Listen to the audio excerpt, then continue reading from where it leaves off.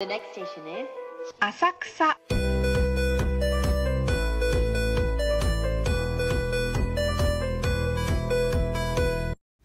Hello, আজ আছি টোকিওর আসাকুসাতে এবং আমরা আজ দেখব সেনচোজি টেম্পল, যেটা টোকিও তো বটেই, জাপানের পুরানো ও বিখ্যাত মন্দিরগুলোর মধ্যে এটা অন্যতম। এবং আজকে আমরা এটাই এক্সপ্লোর করব। সবাই আমার সাথেই থাকেন, চলেন।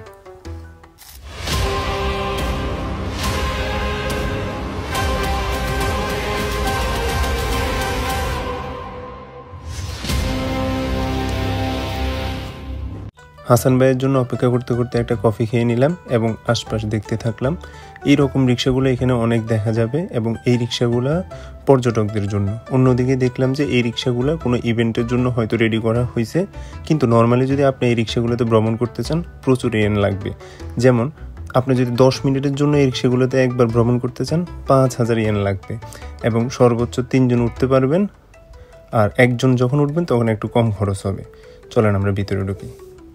ভিতরে ঢোকার সময় যে গেটটা দেখতেছেন এটা মূল গেট না, মূল গেট মন্দিরের সামনে, কিন্তু সবাই এখানে ছবি ও ভিডিও করার জন্য ব্যস্ত। জাপানে সাধারণত 2 ধরনের মন্দির দেখা যায়, একটা হচ্ছে জিনজা বা শিন্তো মন্দির, অপরটি হচ্ছে ওতেরা বা বৌদ্ধ মন্দির। এটি হচ্ছে একটি বৌদ্ধ মন্দির।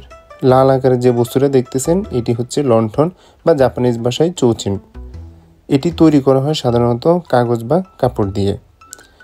এগুলো মন্দিরের গেটের সামনে ব্যবহার করা হয়, কারণ লাল রং জাপানের রক্ষা, শক্তি ও সৌভাগ্যের প্রতীক হিসেবে বিবেচনা করা হয়। এখন যে রাস্তা দেখছেন সেটি হচ্ছে নাকামিসে স্ট্রিট। এটি হচ্ছে মন্দিরের রাস্তা। রাস্তার 2 পাশে বিভিন্ন ধরনের দোকান, যেখানে রয়েছে নানা রকমের জিনিস, যেমন জাপানের ঐতিহ্যবাহী পোশাক কিমোনো, যার দাম কাপড় ভেদে 2000 থেকে প্রায় 20000 বা এর বেশি। এবং এই কিমোনোর সাথে পরার জন্য এই ধরনের কাঠের জুতা পাবেন, যেগুলোর দাম প্রায় 3000 টাকা। এবং এখানে আরও বিভিন্ন ধরনের জিনিস রয়েছে।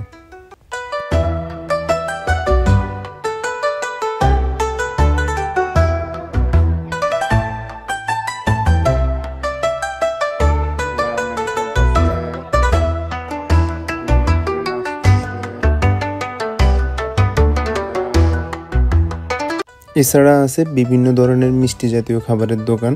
তবে বাংলাদেশের মিষ্টির সাথে এখানকার মিষ্টির পার্থক্য আকাশ পাতাল। আমাদের দেশের মিষ্টির মতো ওই রকম স্বাদ এখানে পাওয়া যায় না। মন্দিরের একপাশে রয়েছে রেস্টুরেন্ট, যেখানে সি ফুড সহ অন্যান্য ধরনের ভাজা পোড়া খাবার পাওয়া যায়। এরপর হাঁটতে হাঁটতে মন্দিরের মূল গেটে আসলাম। এখানে আর্কিটেকচারের এক বিস্ময়কর সৌন্দর্য প্রকাশ পায়। এই গেটের নাম হলো কামিনারি মুন বা থান্ডার গেট।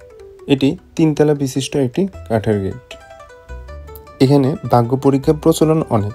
সাধারণত একটা টিনের কোটার ভিতরে অনেকগুলো কাঠি থাকে এবং কোটা ঝাঁকানোর পরে যে কাঠিটি বের হবে ওই কাঠির নাম্বার অনুযায়ী এখানের ড্রয়ারগুলো থেকে একটা কাগজ দেবে এবং ওই কাগজটা এখানে ওরা বেঁধে রাখে এবং তাদের বিশ্বাস সৃষ্টিকর্তা তাদের এই ভাগ্যগুলো পূর্ণ করে দিবে।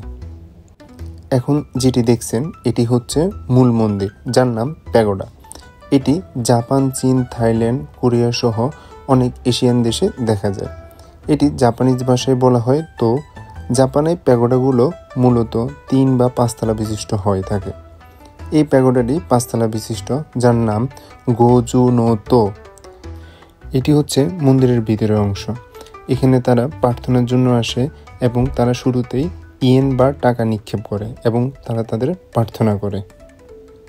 আজকের মতো এখানেই শেষ করলাম। দেখা হবে সামনে নতুন কোনো ভিডিওতে, নতুন কোনো জায়গায়। ভালো লাগলে লাইক করবেন, শেয়ার করবেন এবং আমাকে সাপোর্ট করবেন। ধন্যবাদ।